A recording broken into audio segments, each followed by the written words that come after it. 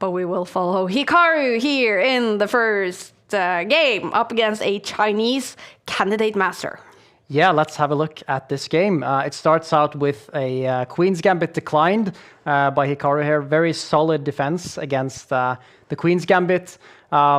His opponent here actually goes for something very aggressive. This is a known gambit, but Hikaru decides to decline the gambit. He plays very solidly instead by bringing out the bishop.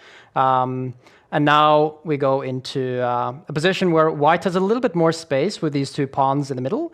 But black has some pretty active ideas for counterplay and some good squares for his pieces. For example, this square where the knight or bishop can come. This is what we see here. And now it's possible for white to either trade or keep developing pieces. He attacks the bishop here, so Hikaru has to think about that. So what we can potentially see in a position like this is that white ends up having, like, once we trade these bishops, this bishop can become a problem for white because it's on the same color as all the pawns.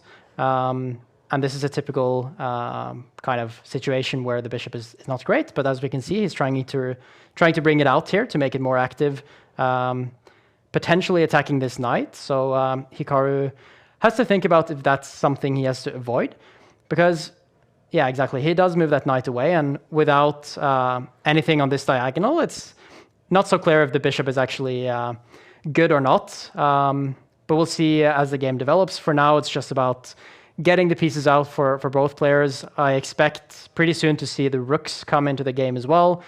This is a very nice move by Gehua, if that's how you pronounce it. Gehua, yeah. Yeah.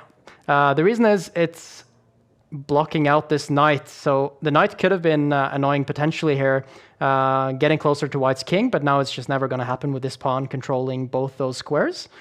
And the knight is not that great here, actually. And we can see on the bar as well that white is doing pretty well here, and the opening hasn't been too successful for Hikaru. The plan is very clear now. White can, after moving this knight away, start advancing the pawn here and create a kingside attack. So it's actually a pretty uncomfortable spot to be in. Yeah, Hikaru. Look at that. Much better already for Gehua when he is a Chinese player, 31 years old, candidate master, with a FIDE rating of 2200, but on chess.com, well, his rating is 2700, and he plays a lot of Title Tuesdays. Last week, he scored 5.5 points. He played 9 events in the autumn split, and his best result was 7 points. That happened in game week 7. Definitely a player capable with the white pieces to beat Hikaru. I mean, you never know. We've seen Hikaru lose in round 1 and 2 before. Yeah. So it does happen, and he's playing very well here. Definitely better than any average 2200 rated player.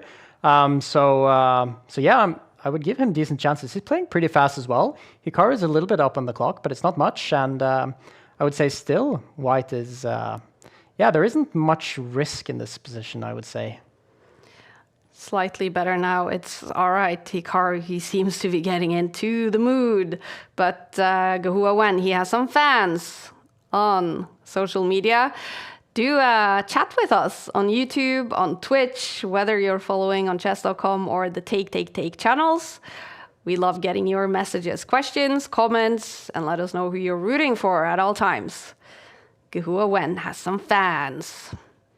Yeah, and now we see something quite typical for when the good players are in not so great positions, that they slowly over time neutralize the opponent's advantage. And now we can see the bar going almost back to equal. But I do like Gehua's strategy here. He's trading off these pawns potentially.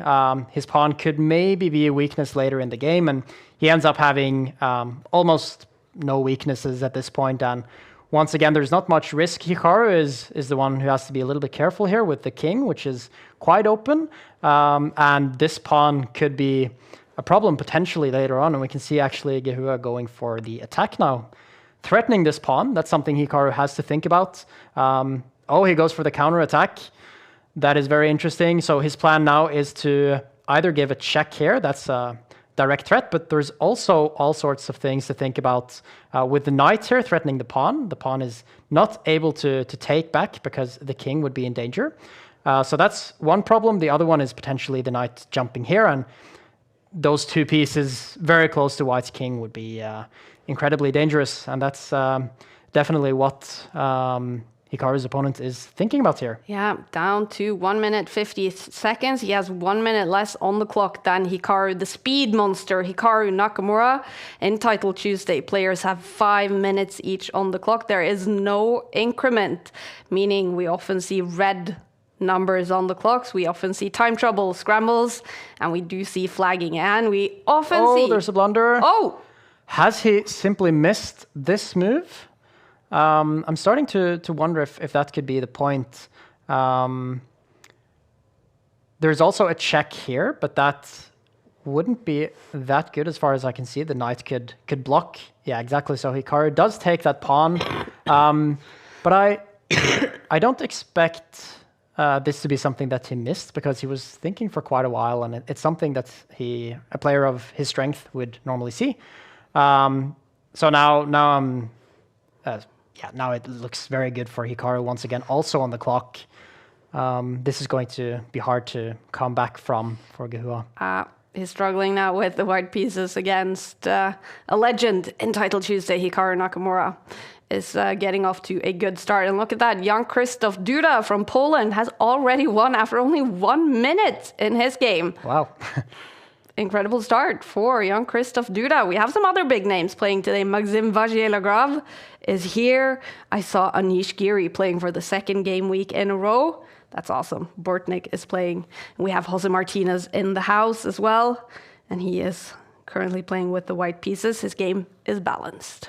But this one will be a Hikaru win. Yeah, it will definitely be a Hikaru win. He can actually now go here and threaten checkmate if he wants to. There are so many good options.